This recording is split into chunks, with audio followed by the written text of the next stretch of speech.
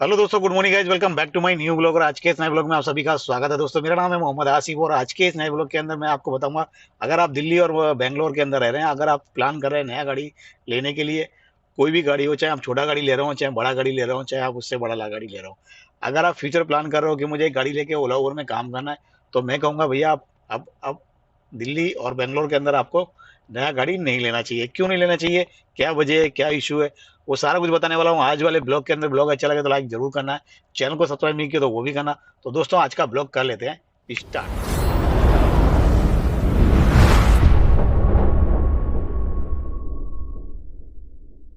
तो दोस्तों, मैं आपको बता दूं, दिल्ली और बेंगलोर के अंदर आप अगर रह रहे हैं, अगर आप फ्यूचर प्लान कर रहे हैं कि मुझे गाड़ी लेके ओला उबर में काम करना है, पैसे कमाने हैं, तो मैं आपको रिकमेंड करूंगा, गाइड करूंगा। बाकी मर्जी आपकी है, चॉइस आपकी है, पसंद आपकी है, आपको लेना चाहिए या नहीं लेना चाहिए, चॉइस पॉइंट सारा कुछ आपका अपना मैटर होता है। मैं आपको बताने की कोशिश करूंगा क्यों नहीं लेना चाहिए और वजह क्या है गाड़ी ना लेने की, खासकर दिल्ली और बेंगलोर के अंदर।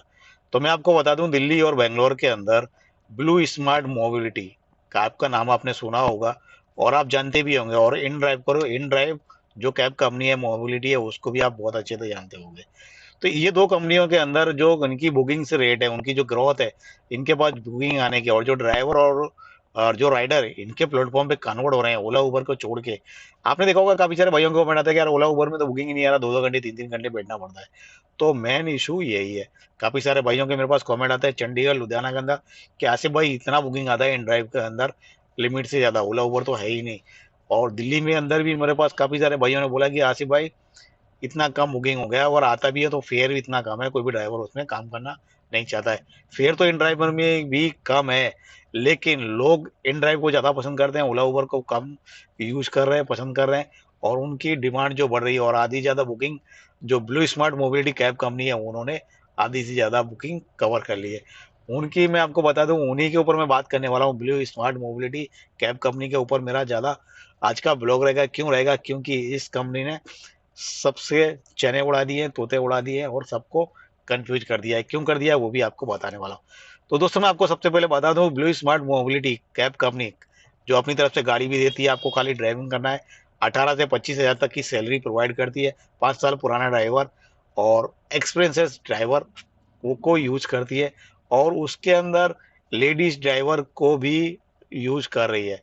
तो कंपनी की एक पॉलिसी है, कंपनी के कस्टमर को वो नहीं बोलते अपनी तरफ के आकर्षित करो, कोई ऑफर दो, कोई नया फीचर प्लान बना के दो, ताकि जो ड्राइवर जो कस्टमर्स होते हैं, राइडर होते हैं, उनको अपनी कंपनी की तरफ उनको खींचा जाए, उनको दूसरे प्लेटफॉर्म पे जो यूज कर रहे हैं, जैसे कि ओला उबर है, अगर उनको यूज करें तो ये कस्टमर अपने प्लेटफॉर्म पे आए, और अपने प्लेटफॉर्म पे आएंगे तो अपने प्लेटफॉर्म की ग्रोथ है वो ऊपर को बढ़ेगी।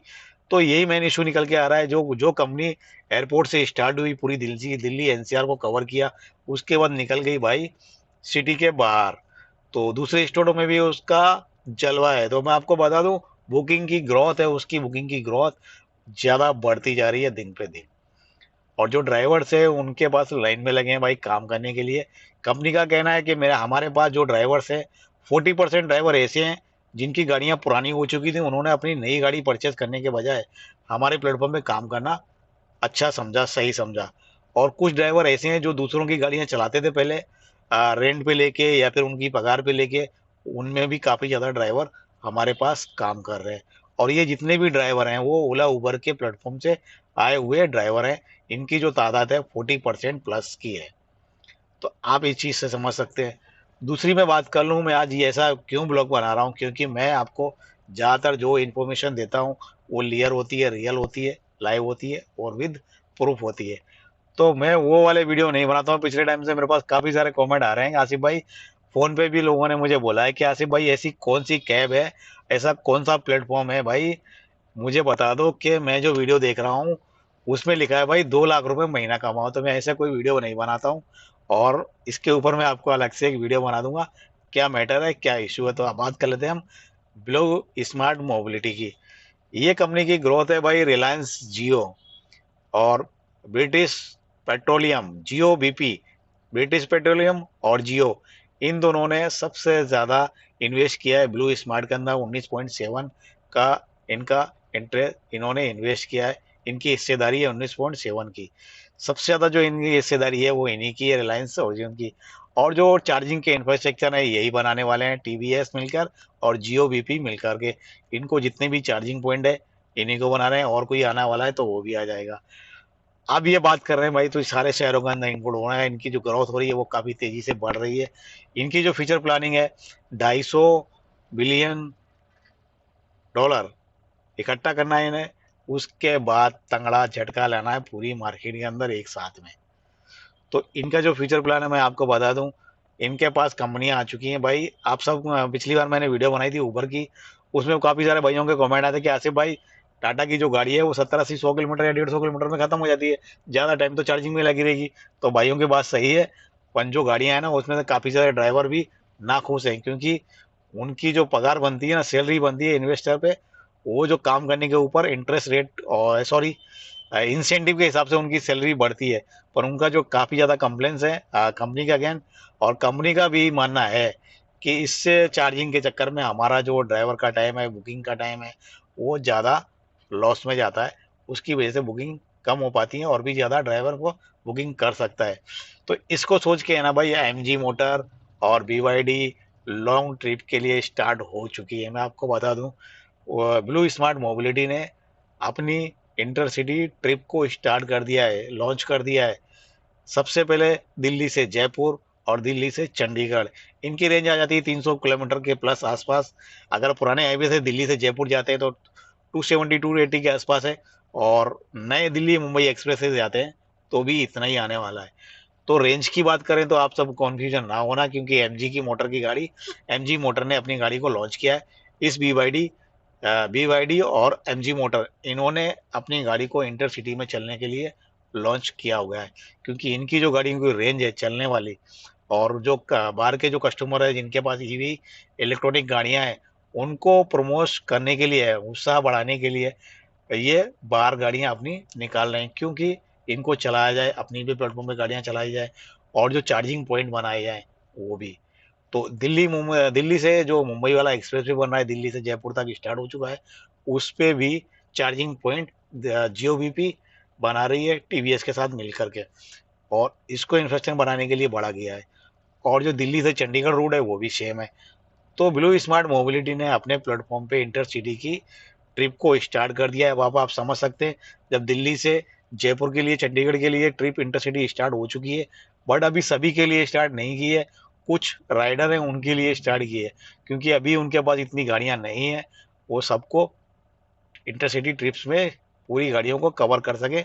इसके लिए सिर्फ लॉन्च किया है कुछ बुकिंग के लिए, क्योंकि उनको टाइम चाहिए, उनके पास जो गाड़ियां हैं वो चार्जिंग के लिए एक साइड से, वन साइड से अगर दिल्ली से निकलती हैं तो जयपुर जाती हैं, एक वन साइड में पहुंच जाएंगी, वहां से चार्जिंग करने के बाद रिटर्न दिल्ली आ सकेंगी।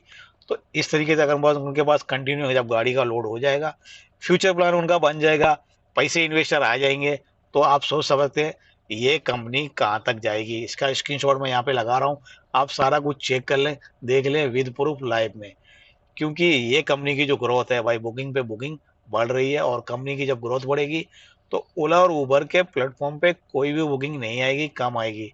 कम आने की वजह यही है, ओला और उबर को चाहिए कमीशन, और कम ड्राइवर के लिए कोई सोल्यूशन है नहीं उनके प्लेटफॉर्म पे काम करने के लिए। ओला और उबर ने अपनी 25,000 गाड़ियों को लॉन्च किया हुआ है, मार्केट में उतारा हुआ है। उसके अगेन कोलकाता के एयरपोर्ट पे स्नैप कार नाम की एक एप्लीकेशन लॉन्च हुई है, उन्होंने भी अपनी 100 गाड़ियां एयरपोर्ट पे, कोलकाता के एयरपोर्ट पे उन्होंने उतारी हुई है सिटी के अंदर चलाने के लिए। और भी एवेरा है, बीवाईडी से उन्होंने एक 100 गाड़ियां लेने का फ्यूचर प्लान है, उनका भी ऑर्डर दिए हुए हैं बीवाईडी को 100 गाड़ियां। तो जो आने वाला जो टाइम है ना वो इलेक्ट्रिक का है, तो मैं आपको कहूँगा। और इसी तरीके से ब्लू स्मार्ट मोबिलिटी बेंगलोर में जा चुकी है, उनका एयरपोर्ट पे जो परमिशन होता है गाड़ी चलाने का उसका जो काम है वो चल रहा है, प्रोसेस होते ही एयरपोर्ट पे उनकी गाड़ियां चलने लगेंगी। दूसरी बात कर लूँ मैं, ये चीज क्योंकि इसको प्रमोट कर रही है भाई, स्टेट गवर्नमेंट भी प्रमोट कर रही है इलेक्ट्रिक को, ईवी को, और सेंट्रल गवर्नमेंट भी इसको प्रमोट कर रही है। सेंट्रल गवर्नमेंट का कहना है हर जितनी भी गाड़ियां सेलिंग होती हैं हर स्टेट के अंदर, उसके अंदर मैक्सिमम 30% गाड़ियां इलेक्ट्रिक होना चाहिए, इलेक्ट्रिक की सेलिंग होना चाहिए, इलेक्ट्रिक गाड़ियां बिकना चाहिए। अब जब सेंट्रल गवर्नमेंट कर रही है तो स्टेट गवर्नमेंट की भी पॉलिसी होगी, स्टेट गवर्नमेंट भी प्रमोट करेगी। और आप सब जानते हैं दिल्ली के अंदर तो पहले से ही हो रहा है, दिल्ली के अंदर बैग टैक्सी जो बंद होने का मेन मकसद है वो इलेक्ट्रिक को लाने का ही है। तो ये चीज़ों से सारा कुछ क्लियर हो जाता है।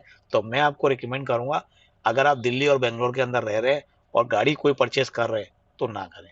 बाकी मर्ज़ी आपकी है। देख लें फ्यूचर प्लान क्या होने वाला है। कुछ टाइम के बाद आपको सारा कुछ मालूम पड़ जाएगा, कहाँ तक क्या है, क्या तक नहीं है, लेना सही रहेगा, क्या नहीं रहेगा। लेकिन अभी इतना जल्दी नहीं होगा। लेकिन मैं आपको बता दूं, ये चीजें कभी भी उठ के खड़ी हो जाती हैं। जैसे कि आपने देखा होगा, दिल्ली के अंदर बाइक टैक्सी रातों रात बंद हो गई। तो कुछ कह नहीं सकते भाई। इसके लिए मेरा वीडियो बनाने का मकसद था आज का। और मेरे पास कमेंट भी काफी ज्यादा आए थे इसके ऊपर। और मैंने सोचा, और 2 दिन पहले भी मेरे पास इसका कमेंट आया था कि भाई आसिफ भाई, दिल्ली के अंदर अब ऐसा लग रहा है इलेक्ट्रिक गाड़ियां बहुत जल्दी आ जाएंगी मार्केट के अंदर, और बहुत ज्यादा तेजी से बढ़ भी रही हैं। तो ये चीज को सबको मैंने समझ के देखते हुए मैंने एक ब्लॉग बनाया है। अगर आज का ब्लॉग आपको अच्छा लगे तो लाइक करना। और मिलते हैं नेक्स्ट ब्लॉग में नेक्स्ट दिन। जय हिंद, जय भारत।